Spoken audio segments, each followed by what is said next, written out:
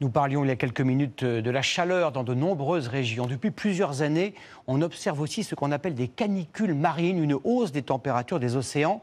Il est difficile de s'en rendre compte par la simple observation. L'un des meilleurs moyens de la mesurer est d'acheter un plateau de fruits de mer. Vous allez comprendre pourquoi grâce au passionnant reportage d'Éléonore Paillereau et d'Agathe Viguier. Sous la pleine lune, à 2 h du matin, ils sont déjà sur le pont. On va remonter 480 casiers, environ 5 heures de pêche vraiment intense. Objectif pour Julien, 30 ans, pêcher 420 kg de bulots, le quota journalier maximum, de plus en plus difficile à atteindre. Là, on a fait les 10 kilos, on monte 10 ans en arrière, on faisait 60 kilos aussi. Car sous la surface calme de la baie de Granville, c'est un bouleversement. L'eau est trop chaude. On est déjà à 16 degrés là à peu près. Et à partir du mois de juillet, ils vont s'enfouir jusqu'à mi-octobre. Là, à cause du réchauffement climatique, c'est un métier qui deviendra de plus en plus saisonnier, quoi. Depuis plusieurs années, les pêcheurs normands ont pris des mesures pour préserver les ressources. Taille minimale pour les bulots, diminution des quotas et fermeture complète de la pêche en janvier pour favoriser la reproduction. Des efforts pour un résultat insuffisant. C'est médiocre aujourd'hui, alors que c'est la saison qui devrait être la plus propice à la pêche. Ça inspire pas confiance pour la suite. Il va falloir vraiment qu'on trouve une alternative dans un premier temps pour l'été et puis peut-être à l'avenir songer à arrêter de pêcher les bulots. Ouais. Le bulot se raréfie, mais il n'est pas vendu plus cher pour autant. Une double peine pour de nombreux pêcheurs. Pour sauver la filière, Julien ne voit qu'une solution. Mettre en œuvre un plan de sortie de flotte, c'est-à-dire réduire le nombre de bateaux en échange d'aides financières. Selon lui, la moitié des bulotiers cesseraient alors leur activité. Mais le déclin du bulot préoccupe aussi les scientifiques. Salut Solveig, ça va? Ouais, ça va. Y en a qui ont éclos il n'y a pas longtemps. Une étude vient de démarrer pour mesurer l'impact du réchauffement climatique sur son cycle de vie. On simulera un scénario normal Cotentin. On simulera un scénario de température 3 degrés au-dessus et 3 degrés au-dessous pour voir les pontes des femelles, comment ça se passe, leur quantité, est-ce qu'elles en produisent plus ou moins en fonction de la température et justement le taux d'éclosion. En 15 ans, la population de bulots de la baie de Granville a chuté de moitié. En parallèle, la température moyenne de l'eau, elle, a grimpé d'1,5 degré. Le réchauffement climatique, responsable de la prolifération de prédateurs dans les eaux normandes et bretonnes. Dans les Côtes d'Armor, les éleveurs de moules se livrent à une lutte permanente contre l'araignée de mer.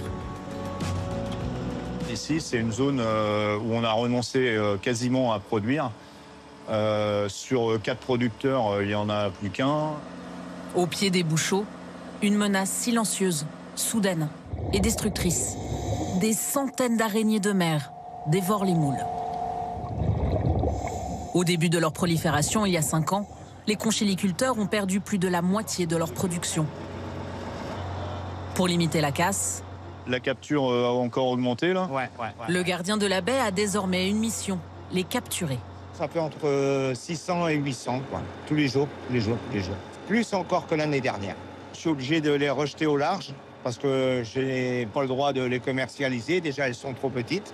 Et après-demain, je vais les reprendre parce que j'ai pas le droit de les tuer, quoi. Une lutte sans fin, aux effets limités. Pour tenter de protéger un peu mieux leur production, de nombreux éleveurs installent aussi des filets autour des moules dès le début de la saison. Là, ils posent un filet en préventif. Le filet va les retarder dans l'agression, quoi. C'est beaucoup de travail en plus, c'est qu'on faut plus de main-d'œuvre. Les protections sont pas gratuites forcément, donc ça engendre des coûts qui n'existaient pas avant. Sur la côte sud de la Bretagne, en quelques années, la prolifération d'une autre espèce a transformé la biodiversité marine et donné naissance à une nouvelle filière. Depuis 4 ans, c'est un peu la révolution poulpe. Là, aujourd'hui, je ne sais pas combien on va faire, mais si on fait 600 kilos, on est bien. Il y a 15 jours, on faisait plus d'1 tonne à la journée. Direction l'île de Saint, pour relever 450 casiers toute la matinée. Il y a à peine 4 ans, Jean-Marc pêchait le bar et le homard. L'arrivée massive du poulpe a tout changé. 3 poulpes dans le même casier. Il a acheté ce nouveau bateau, plus grand, pour pêcher ce prédateur, amateur de crustacés. Il y a encore la chair dedans, mais il est démantibulé. Il n'y a rien du tout, il n'y a pas une araignée, il n'y a pas un crabe, il n'y a rien. Un malheureux homard, enfin sur 450 casiers, c'est pas... il y a 5 ans, quand on faisait le homard, là, on faisait 100, 150 homards à la levée. Et un aujourd'hui. Je pense que le mal, il est fait avec les poulpes. Par endroits, les ressources de coquilles Saint-Jacques et de homards sont presque à sec, décimées par des poulpes bretons abondants. La faute, sans doute, au réchauffement climatique, d'après les scientifiques. Comme Jean-Marc, de nombreux pêcheurs préfèrent y voir une opportunité économique. Vendu jusqu'à 11 € le kilo à la criée, le poulpe est presque aussi cher que le bar. Une maigre consolation face à la quasi-disparition d'autres espèces.